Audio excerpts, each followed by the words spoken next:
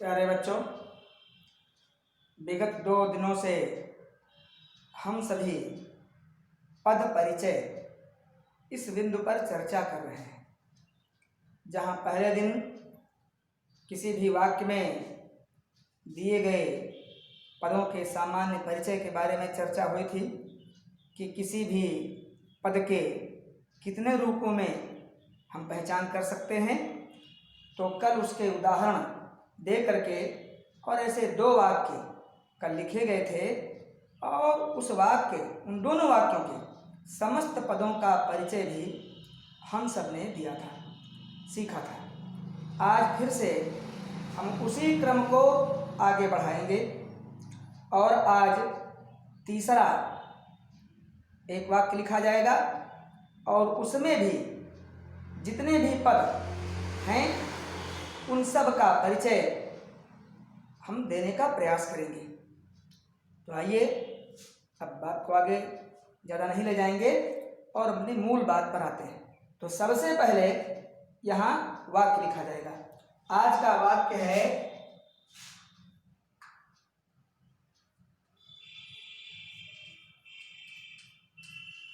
हम बाग में गए। हम बाग में गए परंतु वहाँ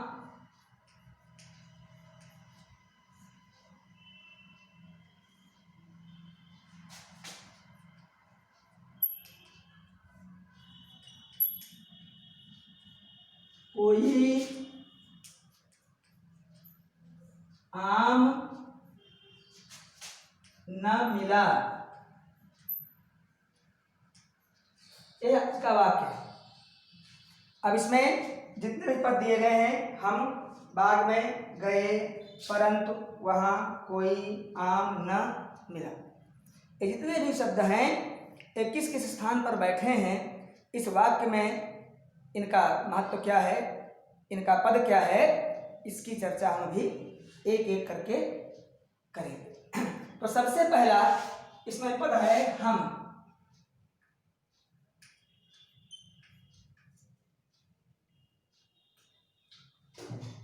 तो 2 दिनों से चर्चा हो रही है कि हम सर्वनाम होता है। तो सबसे पहला इसका परिचय यह सर्वनाम है।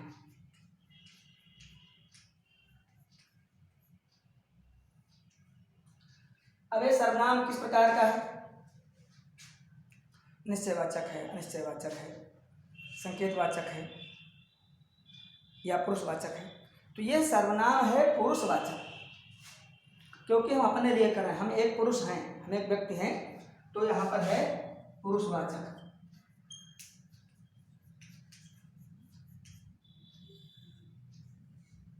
अब हम जानते हैं कि पुरुष 3 होते हैं, प्रथम पुरुष, मध्यम पुरुष और उत्तम पुरुष।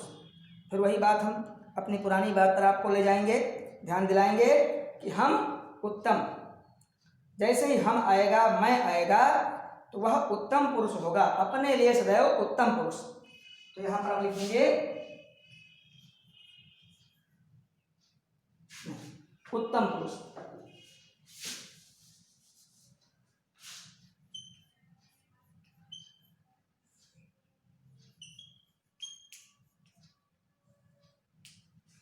अब वचन, वचन क्या है?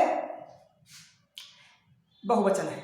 हम सदैव बहुवचन में ही होता है। हम का अर्थ है हम सब, तो बहुवचन है।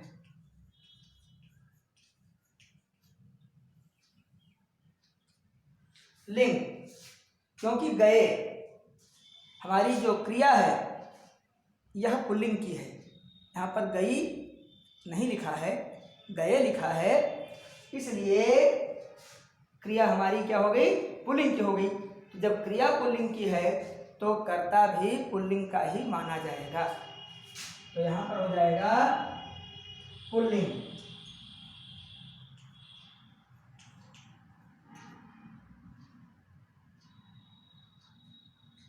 अब बाद में जाने वाला कौन है? हम हैं, इसलिए हम क्या हो गया? ये जाने वाला है, अर्थात यही करता है। जाने का काम किसने किया?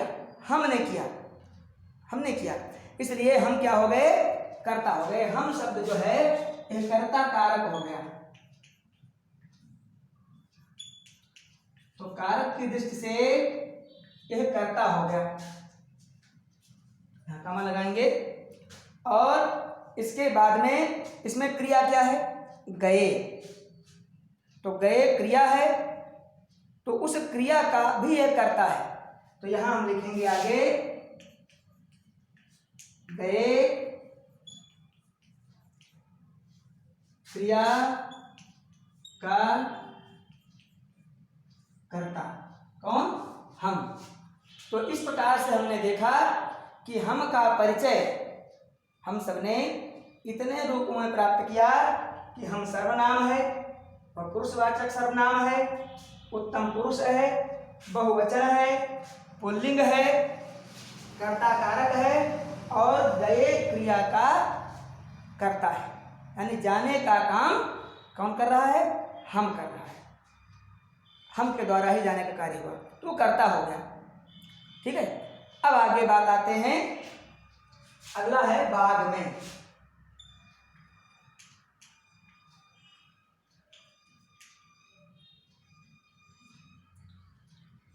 बाग क्या है? एक स्थान है। हमने बहुत बार पढ़ा है, किसी भी स्थान को हम संज्ञा के नाम से जानते हैं। वो खेत हो, बाग हो, सड़क हो, विद्यालय है, मंदिर है, ये सभी क्या होते हैं? ये सभी स्थान विशेष हैं। तो यह क्या है? यह पहली बात तो यह संज्ञा है।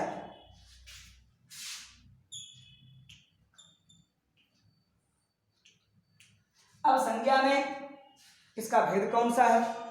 क्योंकि यहाँ बाग का नाम नहीं दिया है। हम सब जानते हैं कि अलग अलग नामों से भी बाग विख्यात हैं। जैसे रावण का बाग था, अशोक बाग था, इंद्र के बाग का नाम नंदन बाग था। ऐसे कश्मीर में शालीमार बाग, निशात बाग, आपके लखनऊ में बहुत से बाग हैं, चार बाग, कैसर बाग, आलम बाग। तो ऐसा लोग कहते हैं कि जहाँ जहाँ आज ये सब बागों के नाम से जो बस्तियाँ बसी हैं, बाजार हैं, ये सब कभी बाग ही थे वास्तव में पुराने समय में। बाद में सब कट गए और शहर बस गया।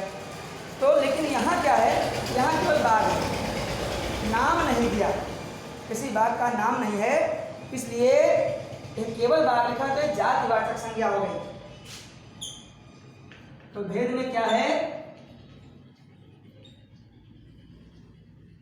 यह जातिवाचक। ठीक है। अब आगे आता है कि इसमें भी क्या है? ये क्योंकि क्रिया इसके साथ क्या लगी है? गए, पुल्लिंग की है, तो बाग भी पुल्लिंग हो जाएगा।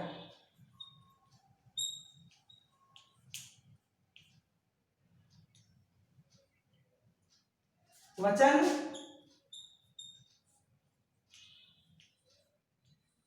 एक वचन होगा। कितनी चीजें हमने देखी? संज्ञा, जातिवाचक, पुल्लिंग, एक वचन। और यहां देखिए बाग के साथ में एक परसर्ग लगा हुआ है, में परसर्ग किस कारक का चिन्ह है? ये सप्तमी का है। में और पर। कल आया था वाक्य, इसमें था हम अपने देश पर मर मिटेंगे, और आज यहाँ बाग में आ गया। तो में और पर ये दोनों अधिकरण कारक, जिसको हम संस्कृत में सप्तमी भक्ति कहते हैं, तो यहाँ पर हम लिख देंगे कारक में हो जाएगा अधिकरण।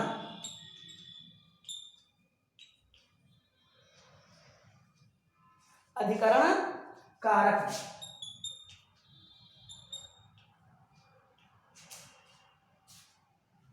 ठीक है।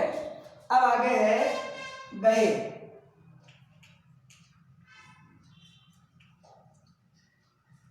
अभी गए क्या है?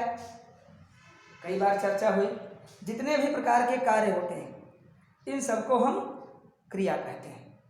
तो गए क्या है? यह क्रिया है। और कैसी क्रिया है? इसमें कोई कर्म नहीं है, इसलिए यह अकर्मक क्रिया है। अब इसके आगे लिखेंगे अकर्मक है। इसके अलावा इसकी मूल धातु क्या है? ये गए बना कहाँ से? जाना से, क्योंकि भूतकाल है। तो जा धातु का है, इसका जो मूल रूप है वो जा है, ठीक है ना, जा धातु है, जा धातु है। अब गया कौन था? हम गए थे। देखें यहाँ पर अगर वर्तमान काल में है तो जाता है, तुम के लिए होगा जाते हो, और हम के लिए जाते हैं। लेकिन यहाँ पर क्या है? वे गए, तुम सब गए, हम गए, सबके लिए ही गए हैं। फिर भी क्योंकि ये हम के साथ प्रयोग हो रहा है, इसलिए यहाँ पर गए भी उत्तम पुरुष माना जाएगा। इस क्रिया में भी उत्तम पुरुष माना जाएगा। यदि यही क्रिया वे गए होता कि वे उद्यान में गए, वे विद्यालय गए, तो यहाँ पर गए प्रथम पुरुष की क्रिया मान ली जाती। बहुत ध्यान रखने की बात है, शब्द एक ही है, लेकिन इसका निर्धारण हमने कैसे किया कि यह किस पुरुष में है? इसका निर्धारण हुआ इसके कर्ता से। जिस पुरुष का कर्ता है उसी पुरुष की क्रिया मान ली गई। वही शब्द है, कोई परिवर्तन नहीं है, लेकिन इसका निर्धारण हमने कर्ता के आधार पर किया। क्योंकि हम उत्तम पुरुष है, इसलिए गए भी उत्तम पुरुष ही हो जाएगा। तो यहाँ लिखेंगे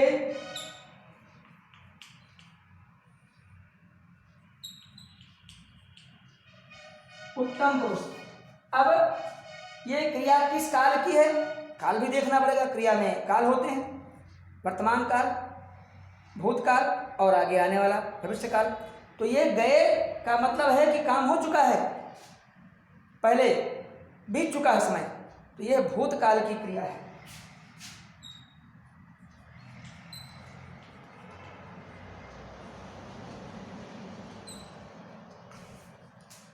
कितने रूपों में हो गया? क्रिया है, अकर्मक है, जा धातु है, उत्तम पुरुष है और भूतकाल है। अब आता है वचन।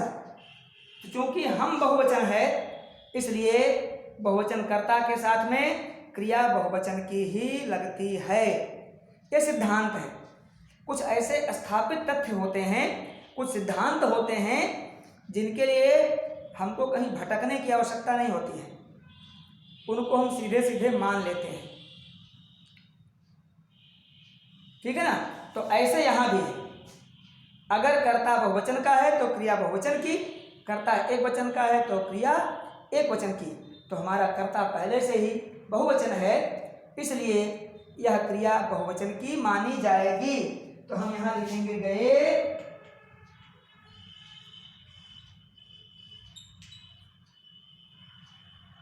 बहुवचन। अब भूतकाल हो ही गया, इस प्रकार से इसका परिचय हो गया। अब अगला शब्द आएगा परंतु।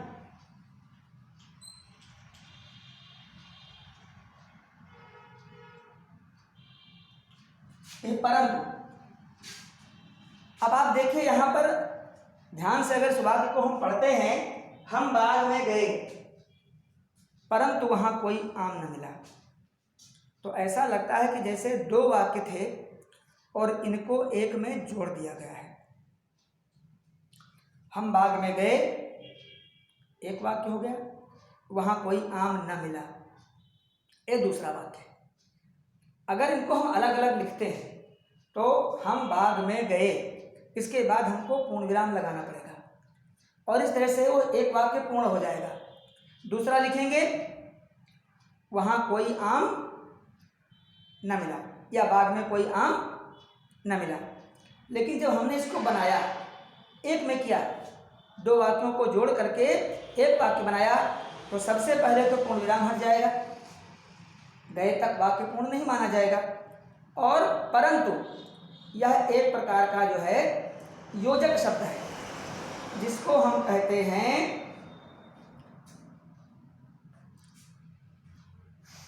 समुच्चय बोधक। समुच्चय का अर्थ होता है समूह। जब एक वाक्य था और दो हो गए तो एक से दो समूह हो ही जाएगा, क्योंकि हिंदी में दो ही वचन होते हैं, एक वचन और बहुवचन, यहाँ द्विवचन होता नहीं, इसलिए यह समूह बन गया। दो वाक्यों का एक समूह बन रहा है, एक समुच्चय होगा, एक ढेर हो गया, एक से दो हो गए, तो उन दो को जोड़ा हमने। ठीक, अब आगे क्या करेंगे इसमें, तो समुच्चय बोधक है और यह व्यधिकरण समुच्चय बोधक है।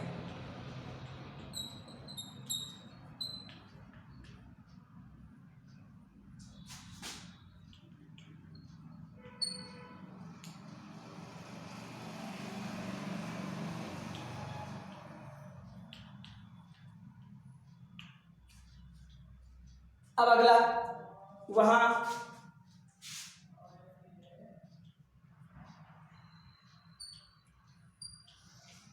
क्या है, निश्चय ही किसी स्थान की ओर संकेत है। एक किस स्थान की ओर है, बाग की ओर है। बाग में गए थे और वहां आम नहीं मिला, अर्थात बाग में आम नहीं मिला। तो हम सब जानते हैं कि कभी कभी हम संज्ञा के स्थान पर सर्वनाम का प्रयोग कर देते हैं आसानी के लिए। जैसे सोहन एक अच्छा लड़का है, वह पढ़ने में बहुत तेज है, तो पहली बार हमने सोहन कहा, उसका नाम लिया, और दूसरी बार हमने वह कहा, तो वह किसके लिए कहा, सोहन के लिए कहा। तो ऐसे बाद में के स्थान पर वहां कह दिया गया। लेकिन अब ध्यान दें, ये सर्वनाम नहीं होगा, ये क्या होगा, आम न मिलने की बात। ठीक है, यहां पर आम न मिला, न मिला अर्थात क्रिया आगे है, तो ये क्या बनेगा, ये वहां के स्थान सूचक है और क्या है, क्रिया विशेषण है। वहां शब्द जो है स्थानवाचक क्रिया विशेषण है। चार भेद जो आपने पढ़े हैं, रीतिवाचक, स्थानवाचक, परिमाणवाचक और समय या कालवाचक, तो उसमें ये हो जाएगा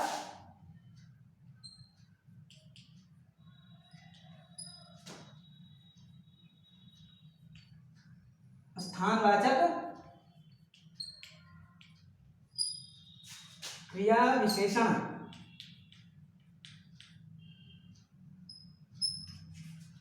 ये हो गया, ये बात की ओर संकेत कर रहा है। अब आगे कोई,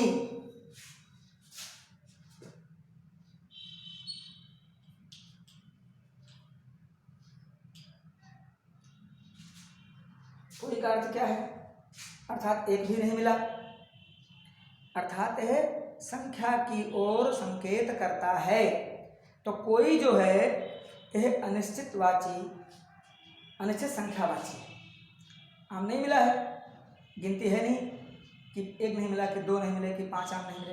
अगर ये होता है कि वहां पांच आम भी नहीं मिले तो संख्या हो जाती निश्चित, लेकिन कोई नहीं मिला तो यह अनिश्चित संख्यावाची है। अर्थात यहां हम लिखेंगे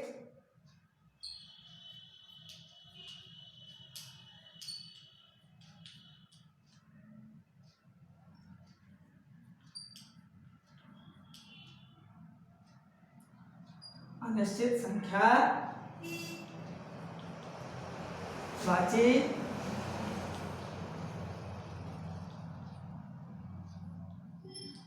विशेषण। हमने कामा लगाया। अब आगे कोई नहीं मिला, जब एक भी नहीं मिला तो बहुवचन तो होगा नहीं, तो यह है एक वचन।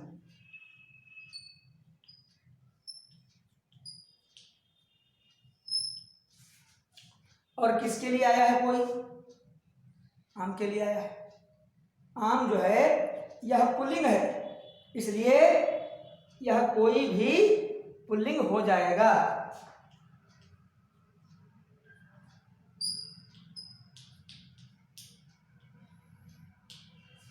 अब आगे बात आती है, यदि यह विशेषण है तो इसका कोई विशेष भी होगा।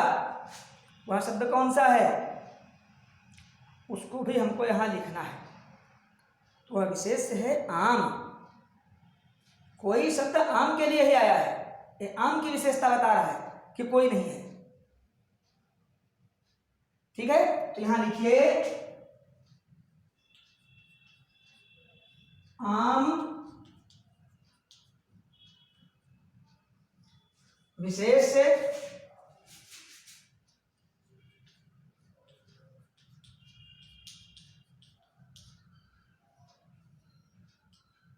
का विशेषण है। ठीक है, अब अगला अभी मिटाना पड़ेगा ऊपर से, हम से मिटाते हैं, वाक्य भी लिखा रहेगा।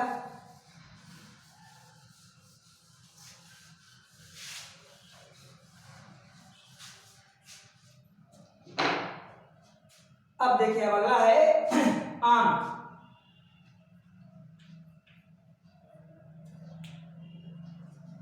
ये एक फल का नाम है, क्योंकि फलों में एक नाम है, इसलिए पहली बात तो ये संज्ञा है। और दूसरी कौन संज्ञा है, बोलिए? यह संज्ञा व्यक्तिवाचक है।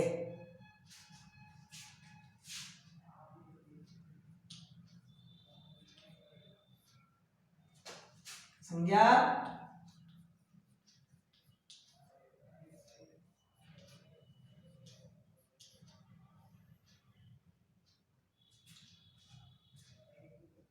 इस जातिवाचक भी इसको आप मान सकते हैं। कैसे?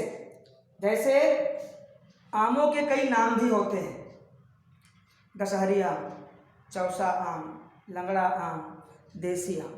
अगर उस दृष्टि से आप देखें तो ये जातिवाचक बन जाएगा, तब वहाँ दशहरी, चौसा, लंगड़ा ये व्यक्तिवाचक हो जाएंगे। लेकिन अगर आप केवल एक फल की दृष्टि से देखें, क्योंकि फल बहुत से होते हैं, इसलिए हमको इसे दोनों रूपों में लेना चाहिए। ये जातिवाचक भी बन सकता है और व्यक्तिवाचक भी हो सकता है। अगर कई प्रकार के आमों के नाम लिखे हैं तो उसमें यह जातिवाचक हो जाएगा, एक सामान्य हो जाएगा। लेकिन अगर सीधे सीधे हम फलों की चर्चा करेंगे तो उसमें जैसे बहुत से फल होते हैं, आम, अमरूद, केला, सेब, संतरा, तो उसमें एक नाम वाला फल है, यानी इस फल का एक नाम है, इसलिए यहाँ पर एक व्यक्तिवाचक हो जाएगा। तो दोनों सही है, आप जातिवाचक भी इसको लिख सकते हैं और इसको आप व्यक्तिवाचक भी लिख सकते हैं, जो चाहे लिखें, इसमें अशुद्ध नहीं है कुछ भी। यही इसका तर्क है। अब आगे आता है कि इसका लिंग क्या है।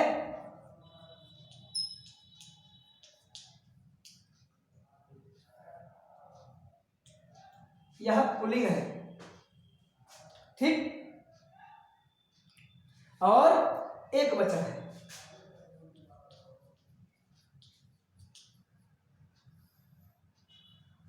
ये यहां पूरा हुआ। अब आगे आता है न।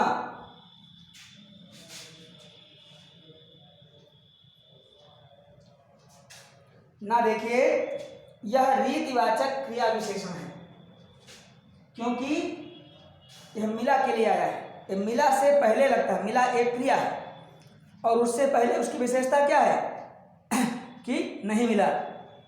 मिलना भी एक विशेषता हो सकती है, इस तरह से न मिलना भी एक विशेषता है। तो यह रीतिवाचक क्रिया विशेषण है।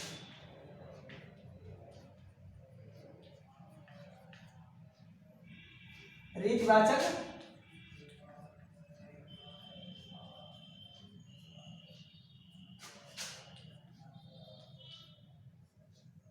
क्रिया विशेषण, कामा लगाएंगे, और इसके बाद में यह मिला जो क्रिया है उसी का स्थान निर्देश करता है।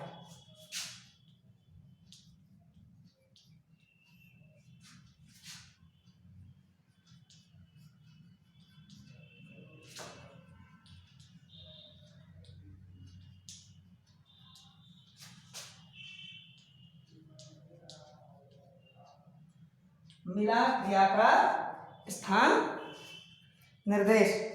अब सबसे अंतिम आते हैं और वह शब्द है मिला।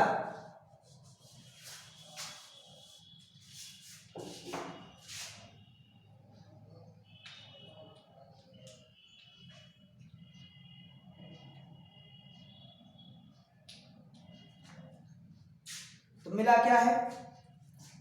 यह पहली बात तो एक क्रिया है, ठीक है।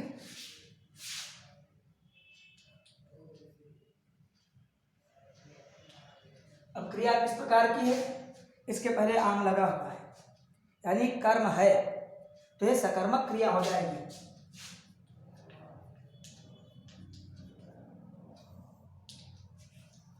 इसका मूल धातु क्या है, मूल रूप क्या है, यानी मिला शब्द बना कहाँ से, आया कहाँ से, तो ये है मिल धातु से।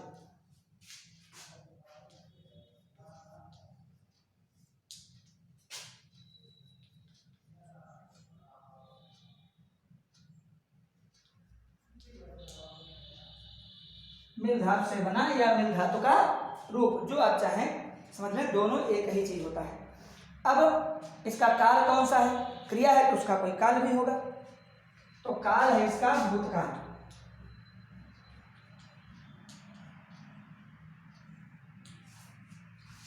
वचन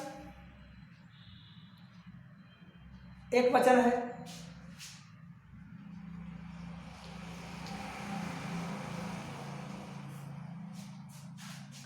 अगला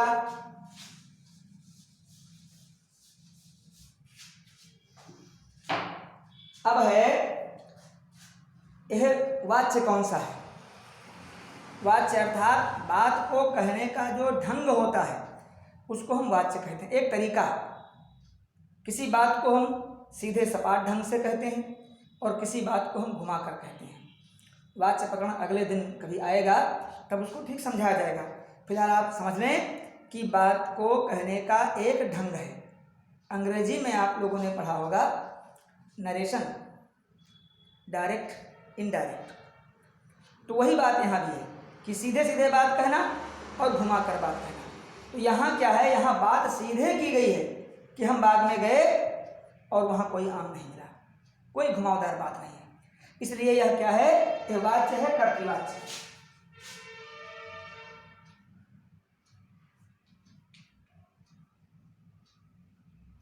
अर्थात यहाँ प्रमुखता हमको दी गई है, जाने को नहीं दी गई है, हमको दी गई है, इसलिए जो कर्ता है उसकी ओर से ये बात हो रही है और मुख्य दबाव इसमें कर्ता पर है, तो ये कर्तृवाच्य हो गया। और इसकी एक मतलब किस संज्ञा की एक क्रिया है, आम की, समझ गए ना, आम नहीं मिला है, इसलिए इस क्रिया का जो कर्म है वह आम है, यानी मिला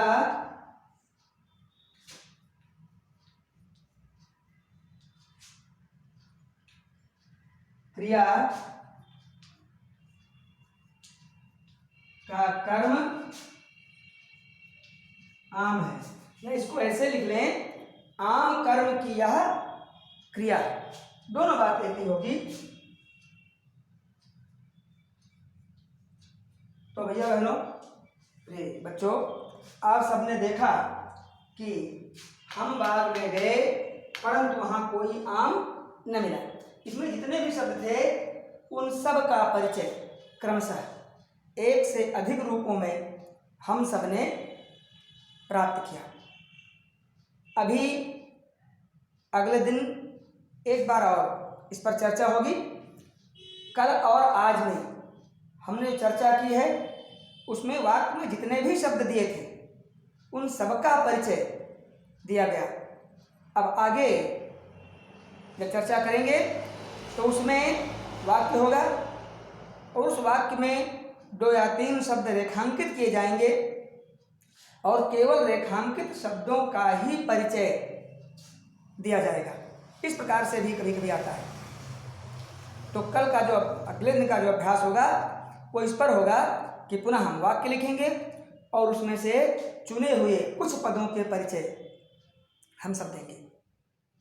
जब यह अध्याय समाप्त होगा तो अभी तो बहुत बाकी है, अभी वाच्य भी बाकी है, वाच्य पर वीडियो नहीं बने हैं और रचना के आधार पर वाक्य है, रस भी है। तो क्रमशः धीरे धीरे ऐसे कार्य होता रहेगा। आप लोग 3 दिन से लगातार इस बिंदु पर चर्चा कर रहे हैं, चर्चा सुन रहे हैं, वीडियो जरूर देखते होंगे, नहीं देखते हैं तो अवश्य देखें। देखिए, एक उद्देश्य होता है कि दूर रहते हुए भी हम अपने छात्रों को कितना अधिक से अधिक दे सकें, और यही ध्यान में रख करके ये सारे उपक्रम किए जाते हैं। लेकिन एक महिमा है इस मोबाइल की जो आज की नई तकनीक है उसकी, कि उसने हम सबको जोड़ रखा है। एक बहुत अच्छी बात है। तो जोड़ रखा है तो उसका हम सबको लाभ भी लेना चाहिए। निश्चय ही वीडियो आप देखें, इसको समझें। और कल भी हमने कहा था कि आप अलग से छोटे छोटे वाक्य लिखें और उनमें जो भी पद दिए गए हों उनका परिचय स्वतः लिखने का प्रयास करें। ये मानिए कि कल और आज में जो चर्चा हुई है ये आपके लिए उदाहरण है। इन्हीं उदाहरणों को ध्यान में रखकर आप अपनी अगली तैयारी करें, आगे का अभ्यास करें। धन्यवाद। आज